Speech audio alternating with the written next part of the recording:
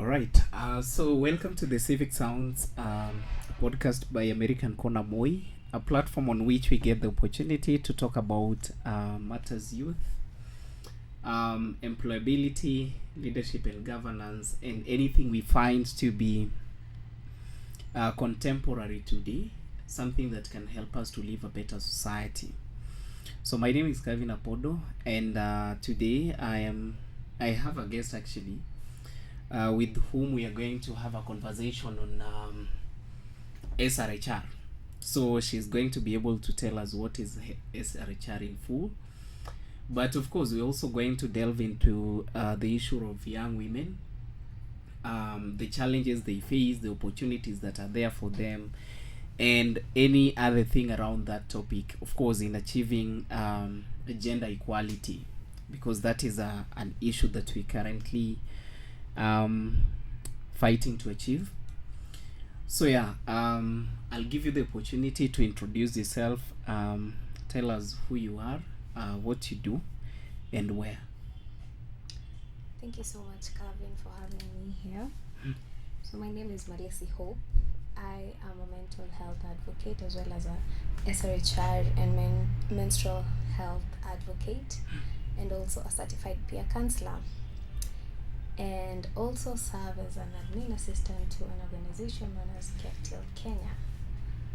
Okay. So straight away into what is SRHR. SRHR in full is sexual health and reproductive rights. Mm-hmm. Yes, and this entails education, awareness on one's sexual rights and also their reproductive rights. Okay. Yeah. So, do you support the idea that we should have sexual education incorporated into our education system at an early age? Yes, I would recommend that Mhm. sexual reproductive rights education in this matter should be incorporated in the education system, simply because it's at an early age, simply because it makes it easier for these children at this young age to be aware of their bodies, aware of their situations, aware of the changes that they occur during or before the adolescent stages. Yeah. Okay, so I remember growing up, some of these conversations used to be abominated. Especially, maybe getting a young girl talking about their bodies, and I saw a lot of young girls. Maybe an uncle did something to you that you are not aware of. So maybe we hope that might be able to address the issue of lack of awareness in terms of their rights, sexual rights, and all that. So from which grade do you recommend, or do you maybe prefer? Should it be from primary or from high school, or from which age? From grade 4, that is around 8 years. Si mudogo. This is because the kids who get to experience the adolescent changes at an early stage, and you get that, for example, to the girls. There are girls who tend to grow breasts at an early stage or have their menses very early. What is the earliest that a girl can get her menses? 9, 10. 9 years. Yes. So mtoto wa 9 years ako which grade? 3. Grade 3? Yeah. No. Okay, class 3. Class 3. Yes. Where? Going to 4. Yeah. Okay.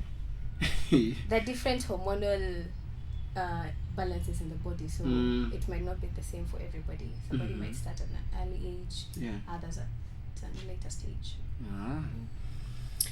Perfect. So let us a little bit digress and talk about because I see sometimes you guys are running campaigns on SRHR. So when you're talking about SRHR, like what exactly are you guys talking about? So let us start with the first S. Sexual. So sexual. So that is education. What do you guys exactly educate these people on? Well, everything containing the sexual education. This also delves down into how people are supposed to handle their private parts, Mm-hmm. and what changes they expect at Mhm. a particular point, at every particular point where these changes occurs, and what to expect. Mm-hmm. I'll still go back to the girls. Mhm. Sorry. Yeah. Now, for the girls, it's not about sexual intimacy. It's Yeah. about everything that comes with everything containing the female gender. Yeah. The sex now. Mm-hmm. The growth of breast, the enlargement of hips, the what else? And all that. Increase of weight. Mm-hmm. Yeah, so it goes down to that, and also how one should be taught to Mhm. to expect the menses, Mm-hmm. and how they should take that. Mm-hmm. And this is when the girls are also taught, or also made aware that this is a critical point where they can get pregnant. Mm-hmm. Yeah. So that is education. So let me ask, umetoa boy child kwa hii conversation. So boy child hafai kuambiwa. No, the boy child is also need. Okay, there's also need to have the boy child also included in this education, or also for them to have an awareness of what also happens to their bodies, and also the ladies, the girls' bodies, because they also need to know, if I do something, in this case, get intimate with the lady, I'll have her pregnant, and stuff like that.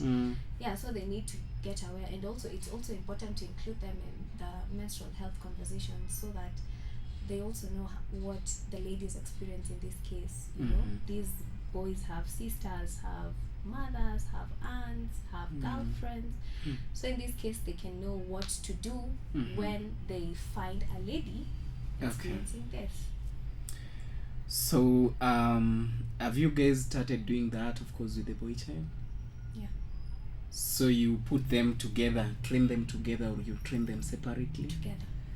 So this doesn't have maybe the impact of having to have them think in that direction.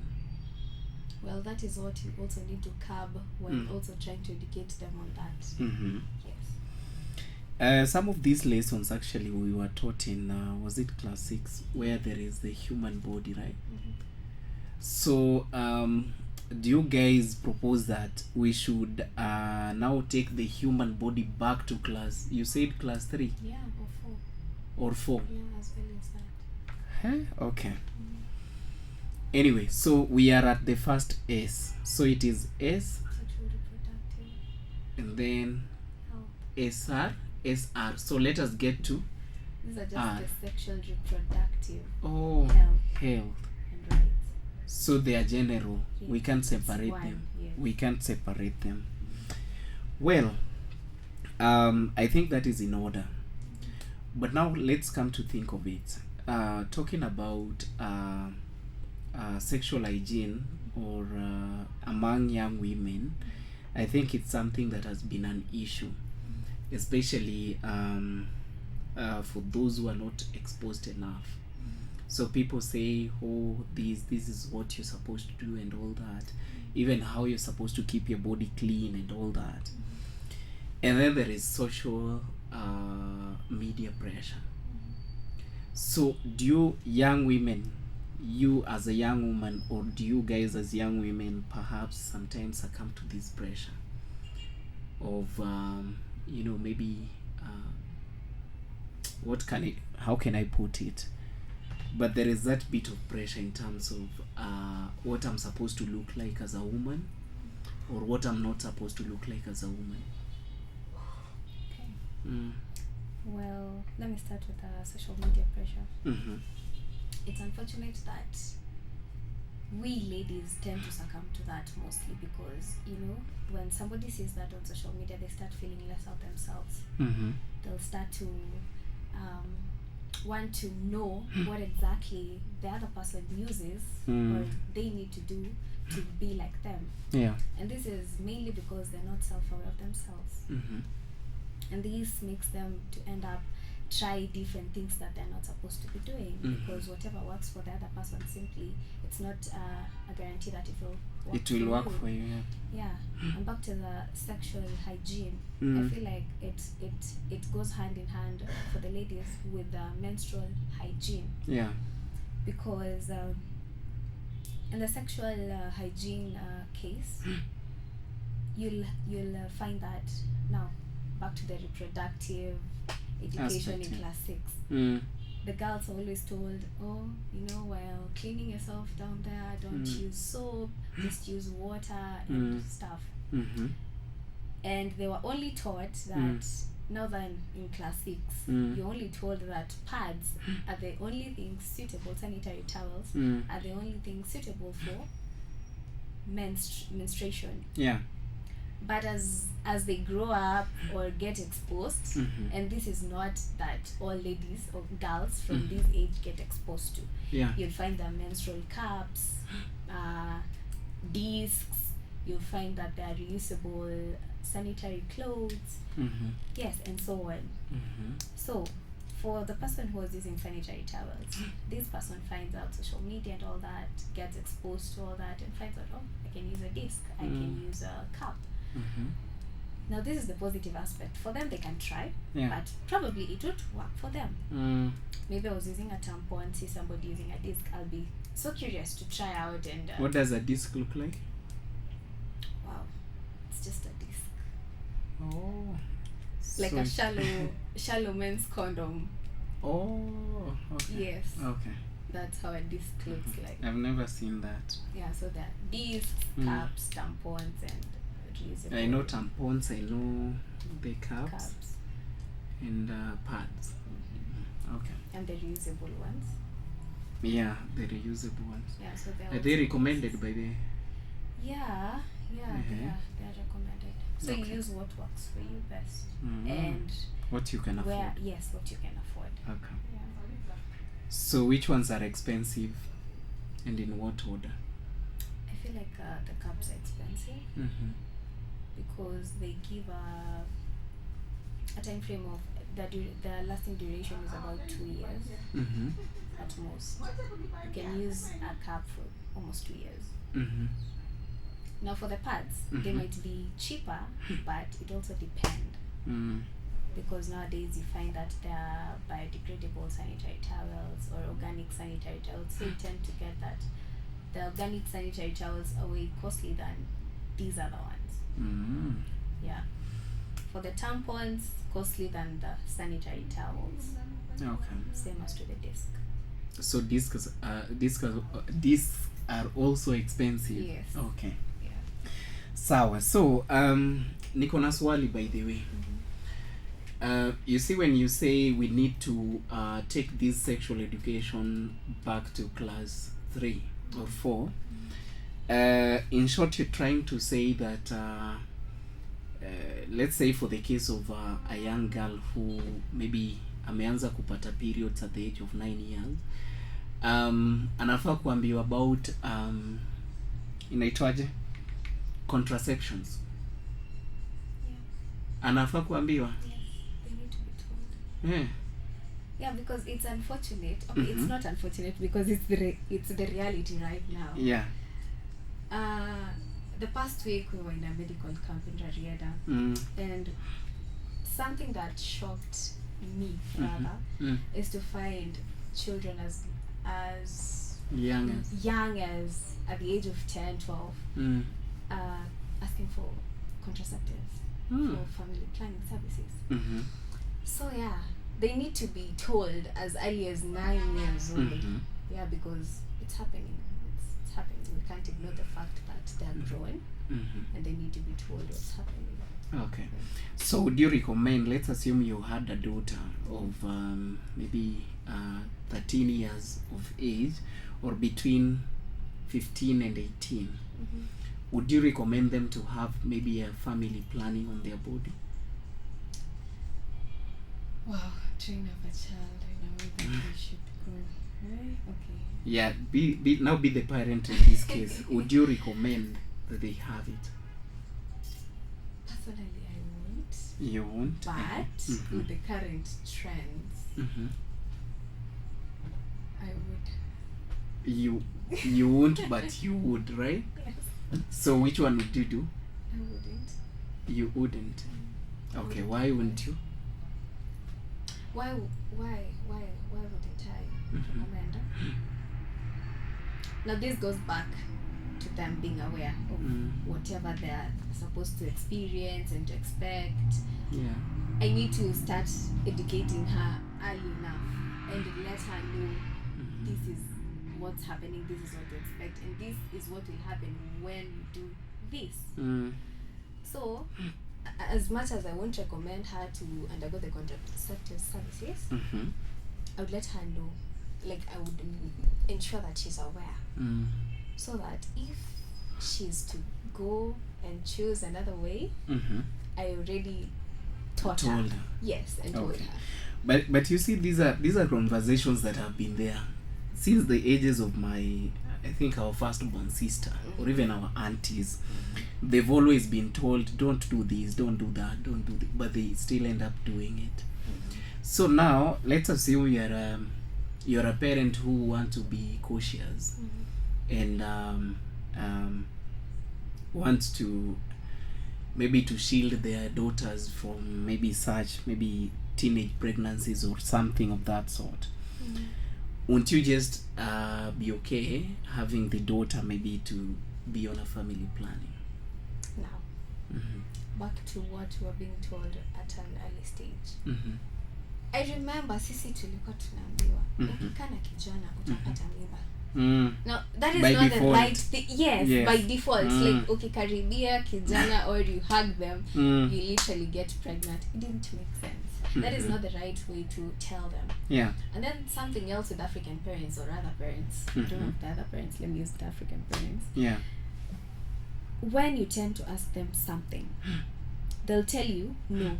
They're not giving you why. You know? Yeah. You need to know the why. The why. And if you don't give your child the why, if he or she doesn't get the why answer, they get curious. And they end up trying to explore. They're trying to find out. Yeah, why? The why. You build up the curiosity in them and then end up trying out things. Yeah. I think this is where we also go they went wrong with us.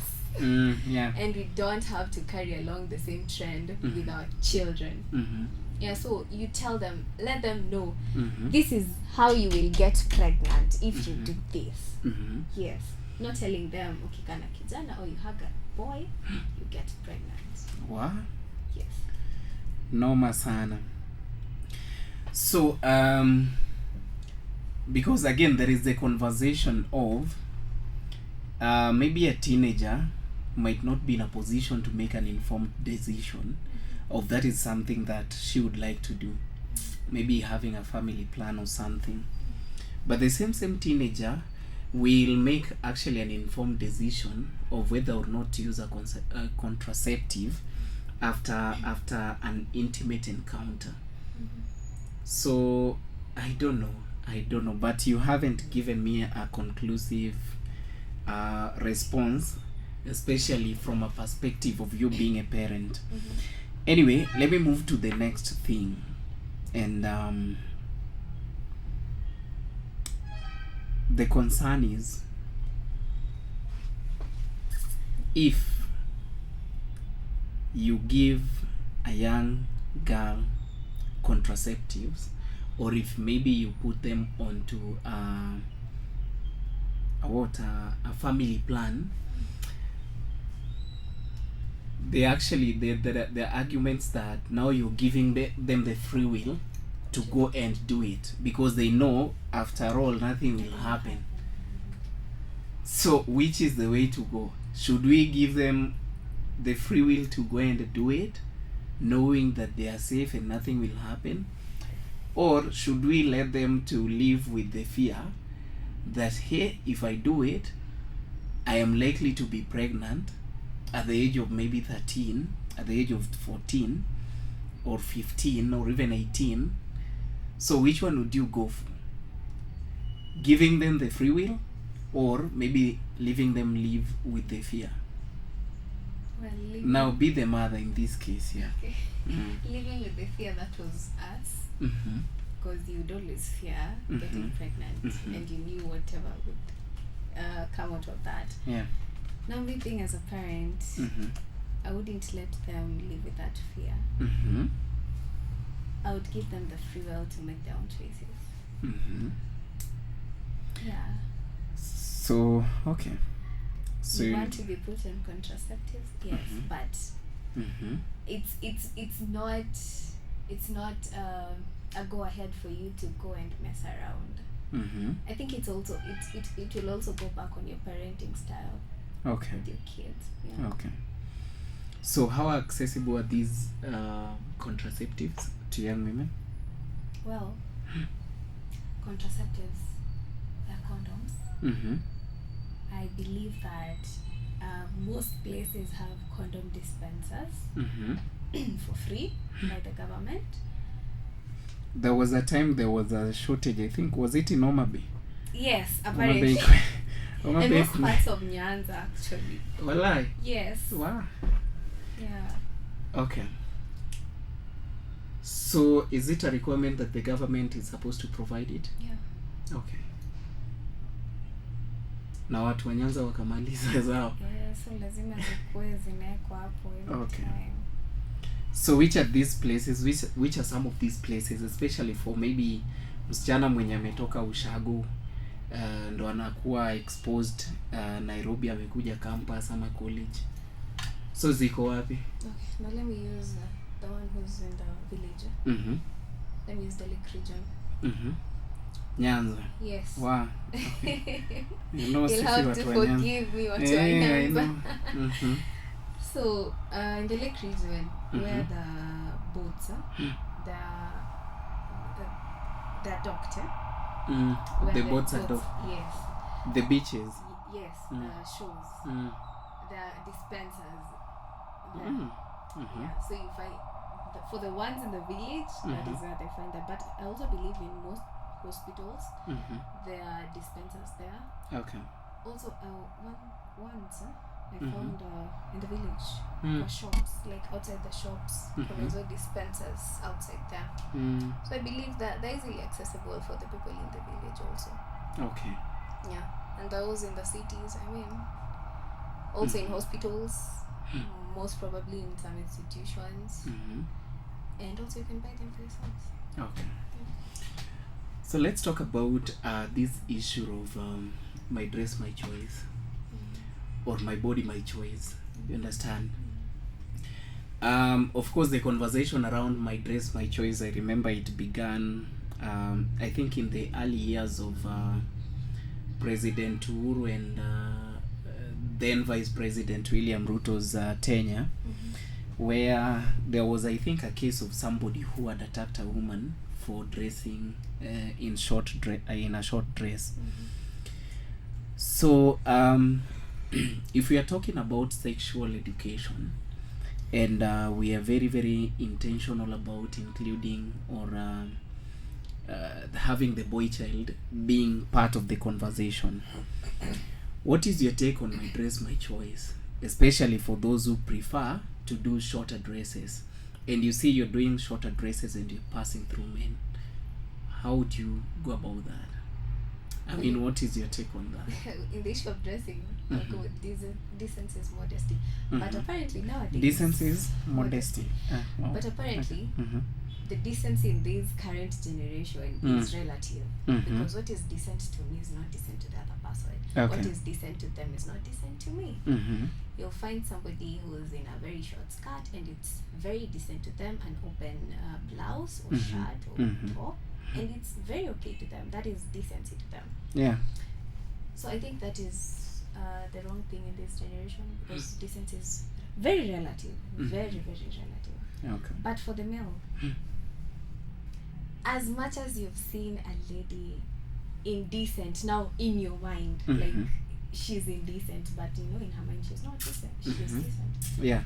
You should control yourself. I mean, you have no rights, or it's not any justification that you've seen a lady in a short dress or short skirt or revealing clothes and you go after them. Yeah.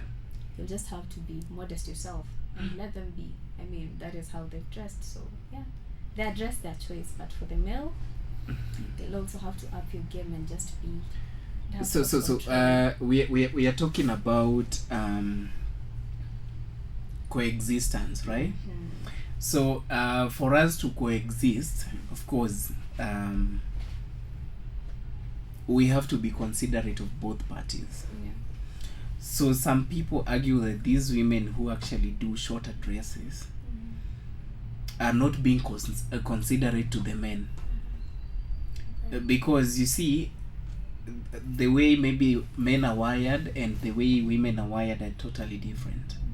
So maybe the man would get attracted to the shorter dress, and we've seen men, or we've heard of men who have made the worst decisions of a lifetime simply because of what he saw, right? So do you think, or don't you think these women are not being considerate? Well, they're not. But the problem also, it's in their mind, because they're like, I can dress however I want, and nothing will happen. But also, how they dress, people have different motives. Yeah. One might have an ill motive because they're like, if I dress this way, I'm going to attract more men. I'm dressing this way because this is how I love to dress, and I'm not expecting anyone to say that I'm dressed inappropriately, or somebody to, assault me. So on that issue, I really don't know. But this. So it is a personal choice. Yeah, it is. Okay. It is. Okay. Gender-based violence. Of course, some of the things that we've talked about are actually contributors to gender-based violence. And I don't know why whenever we talk about gender-based violence, people tend to think that it is this gender versus that gender. Don't you think a woman fighting a woman should also be classified as a gender-based violence? Yeah, it is, but also in the same line, we should also remember that there are various forms of GBV. And it's unfortunate when GBV discussion is brought up, people tend to think about the sexual abuse as GBV, that is the male and the female. But we need to remember that GBV has various forms. It can be economic, it can be sexual, physical. Yes. Okay. So also that can be categorized as GBV because it might be physical violence. Okay. Yeah. So let's talk about on social media. Maybe you've posted your photo, and then a fellow woman come and comments, look at your nose, look at your body. I mean, just starts describing your body, how it's not good looking and all that. Can that be classified as gender-based violence? Okay. Hi. So let us take this issue of gender-based violence, young women, and then the workplace. What is the situation out there? Have you been in a situation where maybe you've had to use your body to secure an opportunity? Well, I've not been into that situation where I have to use my body to get opportunities, but the bitter truth is that there's such things happening in these spaces, not just the corporate spaces, but in this rate, I believe it's all the spaces. Yeah. Because it's like something that is transactional. You want this opportunity, you want this raise of amount, you want to be promoted, I'll have to sleep with you. It happens. That you get such stories, you get to encounter people who will tell you that I resigned because of this and this. I refused to sleep with the boss, and that is how I had to live. That is someone or you? Someone. Oh, yeah, someone. I also get such stories, so yeah. By the in your advocacy for SRHR. For mental health. For mental health, yeah. Okay. Yeah. So how would you navigate, you as Hope, how would you navigate? You're in a situation where you've got bills to pay, you need this job, but then a man comes and the man is the decision maker to decide whether to hire or fire. So how would you go about a situation where you have to choose between your bills that you have to pay, or the bread that you have to win, and maybe your principles. Choices And be honest. Be honest. Choices have consequences. Mm-hmm. And in this case, if you choose to sleep with a guy, you get promoted or a raise. Mm-hmm. If I don't, I end up not paying my bills, Mm-hmm. and Yeah. I remain shattered in that house that I can't pay the bills. Mm-hmm. But I'd also say that integrity and dignity remains firm. So this also goes back to the person themselves. Mm-hmm. For me, I'll stick to my principles. I know I'm Mm-hmm. not supposed to do this. I'll have to stick with it. Mm-hmm. Because even though it's hard, Mm-hmm. in this situation it's hard. It's hard to live as per your principles. No, it's not hard to live by your principles. It's Mm. hard to you see an opportunity before you, but you have to do something else in exchange for that, Mm-hmm. which is so inappropriate on your end. Mm-hmm. So you'll have to quit because you can't do whatever they're asking. Mm-hmm. Yeah. So I will have to stick to my principles. Mm-hmm. Let's hope. Which are? I'm not going to get an opportunity in exchange of my body. Okay. Yeah. Now, in a worst case scenario, that happens, maybe against your consent, and you have to maybe report that such a thing happens. At what stage would you report it? After you secure the job, or before you secure the job, or when things go south? At what point are you going to report? The system is rigged. Why? Mm-hmm. This is somebody who really needed the job, but Yeah. it happened without consent, Mm-hmm. but is offered the job. Yeah.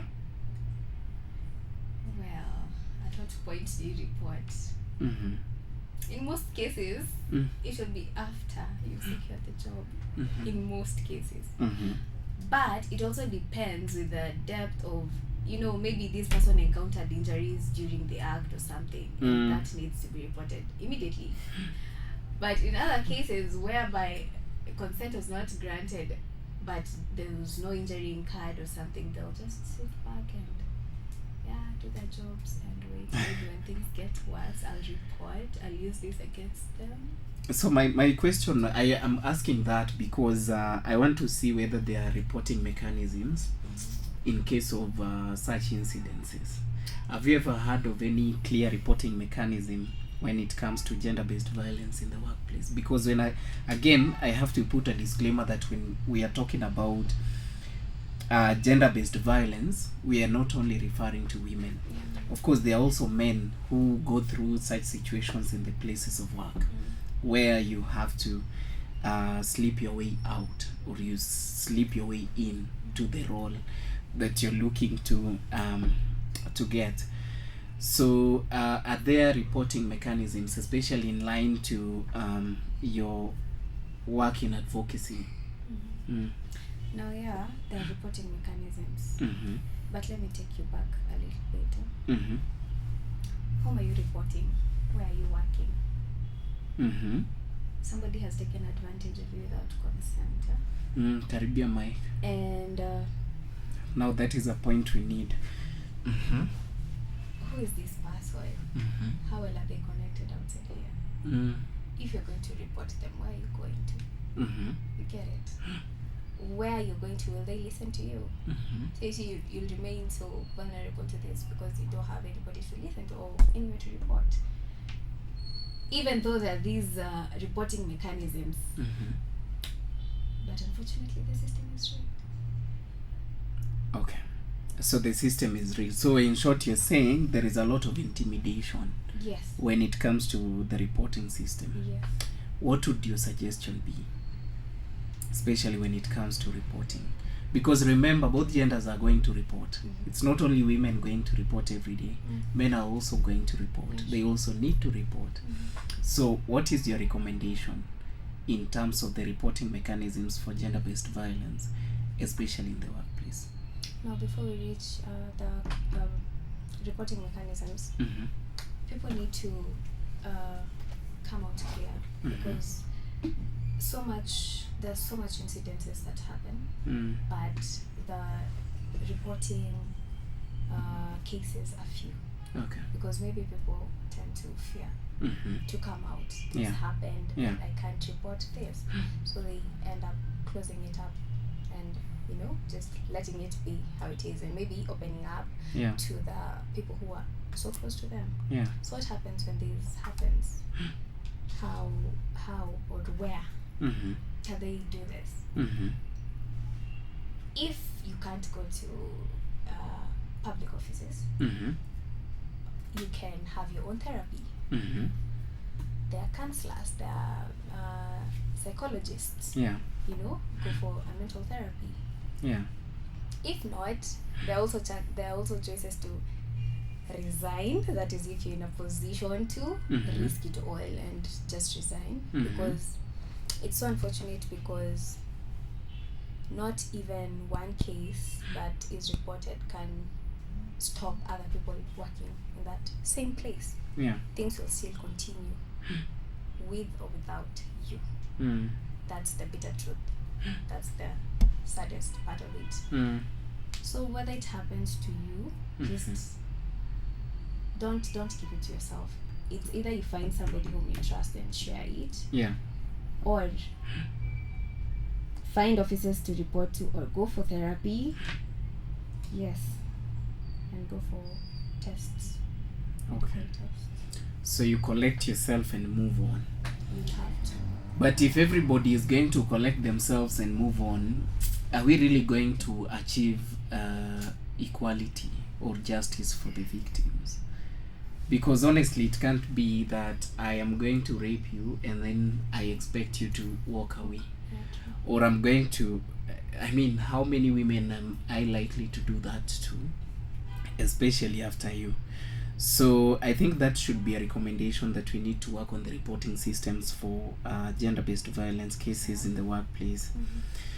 So Hope, thank you so much for the insights that you've been able to share. And I know there are so many people out there who perhaps have been victims, or even their parents have been victims. We've had parents who've had to use their bodies in exchange for opportunities for their children. We've had cases of parents who've had to use their bodies to even cater for or feed their families, right? But they cannot talk, because again, if they talk, they'll be threatened, just as you said. If they listen, maybe they'll be judged, or maybe if they talk, they'll be judged and all that. So it's a great insight, or these are great insights that you've been able to share with us. And I think we'll have to create another time to come and talk about all these issues comprehensively. But for now, allow us to end it at that point. And just in case you have a parting shot, especially for the young woman who perhaps is trying to navigate issues, relationships, issues, maybe career, you're pursuing your career and all that, or maybe having to balance between family, career and all that. So just your parting shot at the camera, and then we'll call it a session. Well, being in line with mental health, what I can give as a parting shot is be where your feet are.